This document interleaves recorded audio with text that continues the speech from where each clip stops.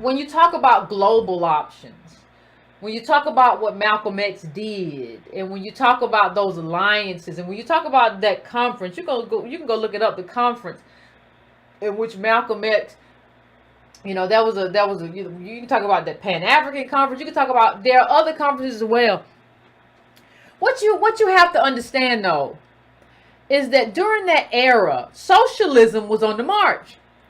And you had a lot of African countries that were getting their sovereignty. So if you're there, if you could put yourself back in that position, that is a time of promise. You have African countries getting their sovereignty. You have them pushing back against imperialism from colonializers. And I have no problem. Like, if I were there during that period, I would have thought like Malcolm X, like there is a lot of potential in what's happening. And these people are going to run their own countries, and they can help me, and I can help them, and we can all be free. That's what I would have thought if I had been alive during that period.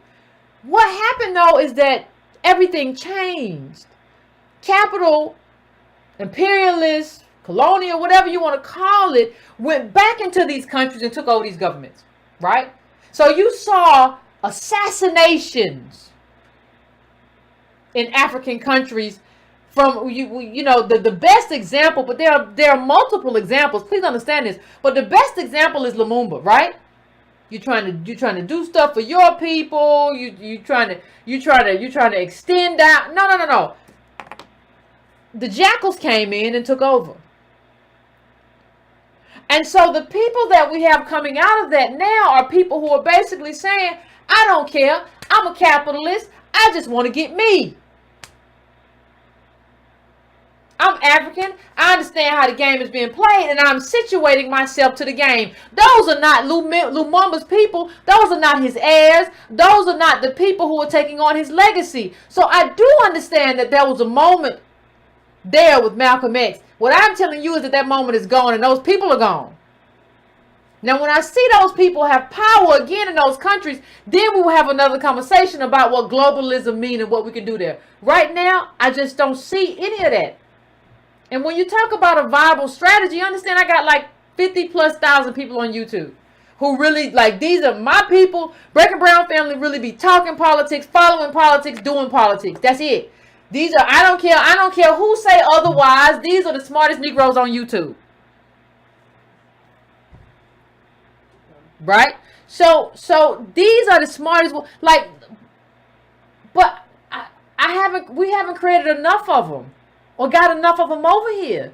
Like, you could, if I gotta, it's not like somebody asking me that question. I got 3 million, 14 million, whatever black families. I got 3 million of them on YouTube. What you gonna do with them millions of people? No, I've been here like 4 years now, and I got 50,000. What are you talking about?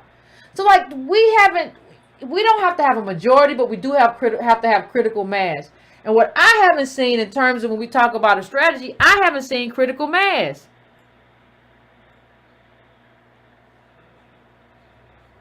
I haven't seen that. So what people are doing in terms of when we talk about, when we talk about Nigeria and all that stuff, they're trafficking in a political capital from the era of like socialism.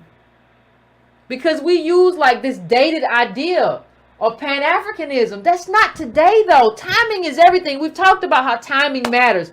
Timing is important. And we're here now. We're not there then. We're not there with Malcolm when all of these countries have been sovereign and they're having these meetings and all. This is a different time. This is post all the assassinations of the African leaders who would have been and were allies to American DOS. They are gone. The West took them out, and the West left the continent and these countries within the continent with a lot of leaders who are not here for us. I'm not saying whose fault none of that is. I'm just telling you this is what it is, and this is where we are right now. If Lumumba and his heirs and his were there, then we would have a totally different conversation. Because of who he was, and all of these people were getting sovereignty, and people were fighting, Africans and African countries were fighting. We're not there anymore though. We've lost that. These people were taken out. And I think if they had not been taken out, we would be having a very different conversation about our alliances within the diaspora. But I can't deal with what used to be or what could have been or what has been. I can only deal with what is.